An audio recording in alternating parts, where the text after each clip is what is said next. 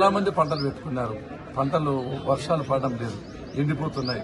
ఉద్యానవన పంటలు ఉన్నాయి, వేరుశనగ పంట ఉంది, అదేవిధంగా మిగతా పత్తి కాయగూరల పంటలు ఉన్నాయి, పూర్తిగా ఎండిపోయినాయి. ప్రజలు ఏ విధంగా బతుకుతున్నారు? ఒకవైపునేమో ఇన్పుట్ సబ్సిడీ లేదు, రైతులకు ఇన్సూరెన్స్ లేదు, అదేవిధంగా ఇథనాల్ సరఫరా లేదు, డ్రిప్పులు లేవు, స్ప్రింక్లర్ లేవు. రెండో వైపున విద్యుత్ కూడా అంధకారంగా నిలిచిపోయింది. అంధకార ఆంధ్రప్రదేశ్గా మార్చడం జరిగింది.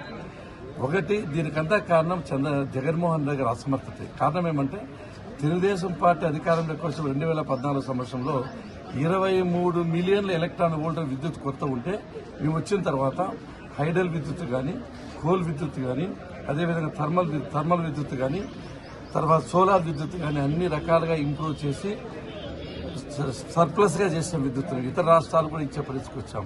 ఈయన వచ్చిన తర్వాత ఈ రాష్ట్రం ఏమేమి పర్వాలేదు, తాడేపల్లి ప్యాలెస్ వదిలిపెట్టి బయటకు రాకుండా ఎవరిడే రివ్యూ లేదు, ఏ విధంగా విద్యుత్ తెలుసుకోవడం లేదు, రైతుల గురించి పట్టించుకుని పాపాన పోలేదు.